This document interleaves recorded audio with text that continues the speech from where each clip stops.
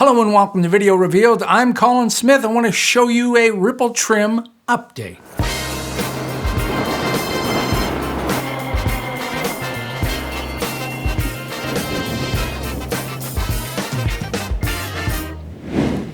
Now this is an update, but it has been out for a little while, but it's easy to miss this. This is a more advanced ripple trim kind of thing.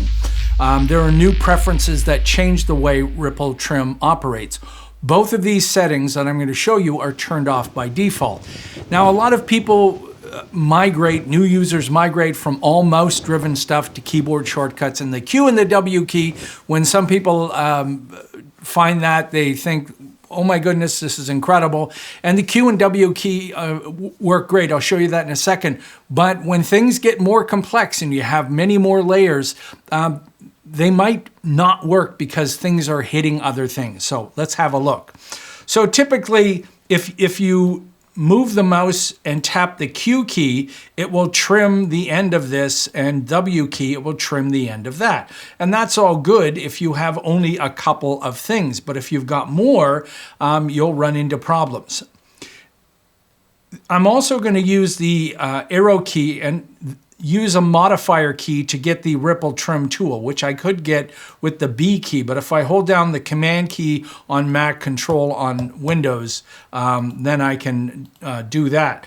So if I trim this and push this, it ripple trims this track, but it doesn't affect that track. And if I ripple trim this back, you can see that it's not affecting that clip at the top at all. Okay, so in the Edit menu on Windows, the Premiere Pro menu on the Mac, and Preferences, Trim, if I turn this one on, Shift Clips that overlap trim point during ripple trimming. You'll only see this when I'm expanding this, so I'm going to expand this clip over that way, and watch what happens to the clip above it. So I've got the ripple trim tool, and that creates a gap. If you remember before, this wasn't affected at all.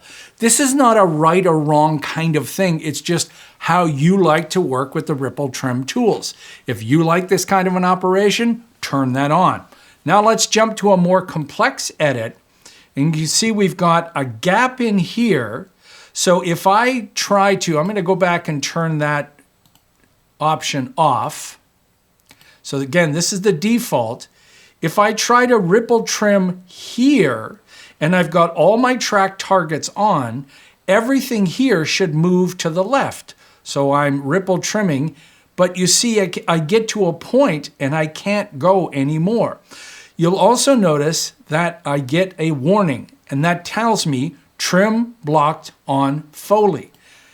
You see that this gap was removed, but as soon as this clip hits this clip, I can't ripple trim anymore. This is the default way it works, and we're going to change that in a second. But you'll notice, though, that Premiere Pro does give you an indication of where things are blocked. Okay, so what happens if we turn on just that one setting? So back to trim, let's turn on Shift Clips, click OK, and if I do that, again, it's the same thing. No change. Now, I'm going to show you the new update that Adobe added. Honestly, I would never use this, and you do have to clean things up after this. So this is not meant to be a perfect edit. What will happen with this clip is right now there's no jump in this clip, but it will cut and remove some of this clip. I've got timing here and timing over here. I want both of the timing to stay the same. And ripple trimming, what makes it notoriously difficult with complex tracks is timing gets out of sync. Either music tracks on the bottom or sound effects tracks like I have here or dialogue gets misaligned. So you know what a lot of editors will do? They won't, if it's really complex, they'll actually go all the way to the end of the timeline and create a scene. And if the scene works, they'll take that whole scene and then stick it in where the complex timeline. Because if you've got 50 or 60 tracks, ripple trim can cause a lot of problems. But let's go turn that on. Back in the preferences, trim, we're going to turn both of these on. This is the fairly new one. So this one has been around for a while, but this is the newer one. Ripple trim adds edits to keep both sides of trim in sync. So I want to keep this part in sync and this part in sync. And I'm going to ripple trim here. So I'm going to hold the, you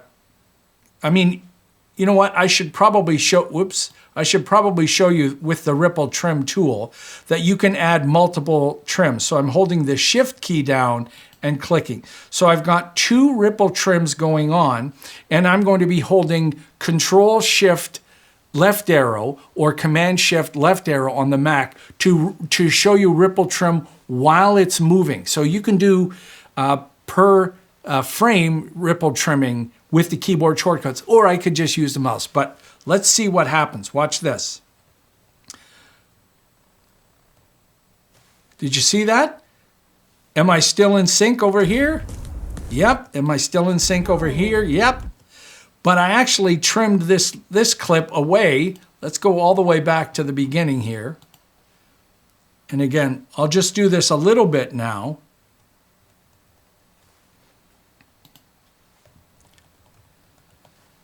So imagine that that's the trim I wanted on this side and this side, but have a look at this clip, it jumps.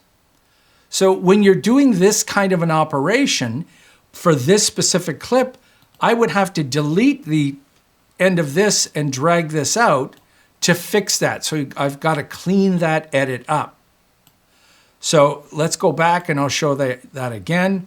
Again, I'm ripple trimming from here and I'm ripple trimming from here at the same time. And you can have multiple ones selected if you want. Ripple trim. Again, everything over here is in sync. Everything in here is in sync. But this clip is a jump cut that we don't want. So I've got to fix that and play that back. And now it works. Will I ever use this? No. You want to know what I use? The extract command. I use this to tighten up my edits all the time. It's kind of like a ripple trim, but what I love about it is it doesn't care what's track selected. It doesn't care what's selected. It just takes a piece of the timeline and chops it away. So let's do this. Imagine I wanted to trim this clip from here to there. I want to get this piece out. I hit the I key for in, the O key for out. Now I've got an area selected and I just hit the apostrophe key and that's gone. It's kind of like a super ripple trim. Like I said, I use that on my show all the time. Once I've got my edit fleshed out, I'll go in and find out, you know, I can take off maybe 3 or 4 frames here and it's so much easier. Out, apostrophe, and I know lots of editors use the extract command. I've got a whole tutorial on the extract command. But I wanted to give you just an update of what that update does. And some of you might use this and think this is really powerful and very useful. If I'm honest with you, this took me so long to figure out how it works. Thanks so much to Matt Christensen at Adobe, because I had to go to him to say, I read the document or the help file. What the heck does this thing do? It is not easy to understand. It's hopefully I've broken it down for you, but boy, oh boy, it was like, it took me a while to figure it out.